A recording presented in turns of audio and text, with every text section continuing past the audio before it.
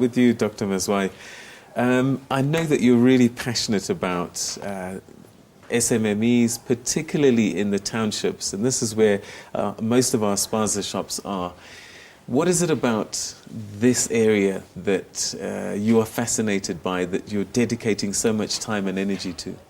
Well, I think that the wealth in the townships, and there are billions, must be used to develop the people in the townships.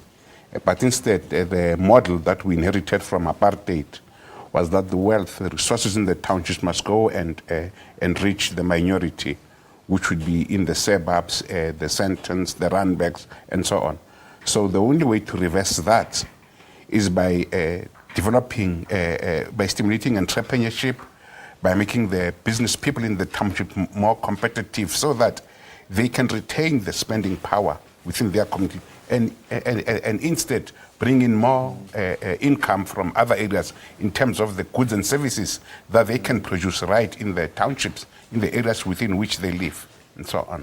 Yes. All right, so now your course, one of the people that is empowered is Patrick Dlamini. Patrick, you run a shop in Soweto. Tell me about your experience on the course. What did you learn, and how do you think it's changed the game for you? Yeah, well, it has changed the game dramatically. First, before I even start, I think the opening line would be that everything has come full cycle with the sponsor, which is GSK of Grandpa. I started by selling Grandpa in trains, selling Grandpa at the station, and the other products. But Grandpa was the main thing that I started selling.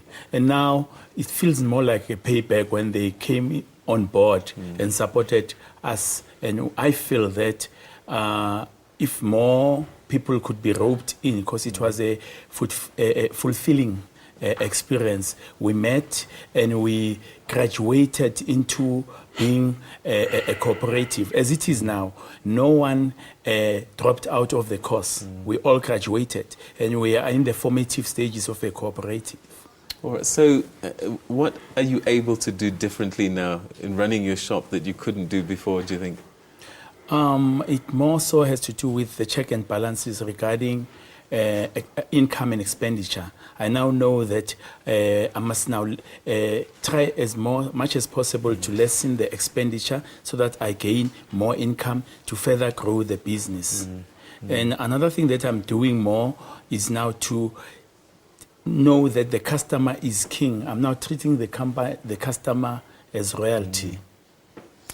Dr. Mazwai, we've seen quite a number of xenophobic attacks with foreigners who own Spaza shops inside the townships. I would imagine that this kind of course and empowering people like Patrick are going a long way perhaps to address this imbalance where these shops are owned by foreigners and not so much by people from this country.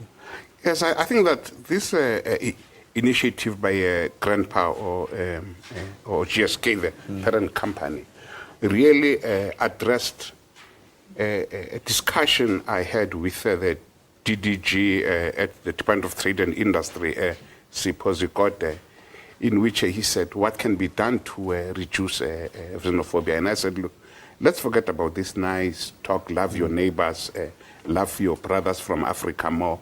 Let us make our people more competitive. Because some of these people, the Somalis, come from centuries of trading. And our people in the townships have never really been trading nations because of the laws that constrained them in the past. So to unshackle somebody and think that he can run a 100-yard sprint with somebody who has been running that sprint for hundreds of years, it's it's not very worthwhile thinking.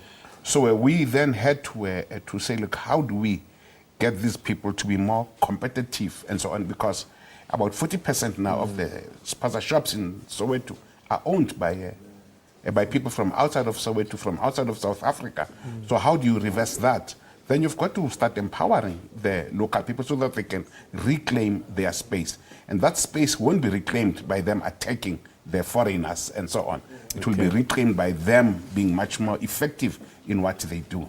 All right. Unfortunately, we've run out of time, as we do on these kinds of programs. But Dr. Mazwai, thank you very much indeed for your time. And budding entrepreneur, Patrick Dlamini. Yes. Well done on graduating from the course, and we certainly wish you the best of luck going forward with your newfound skills.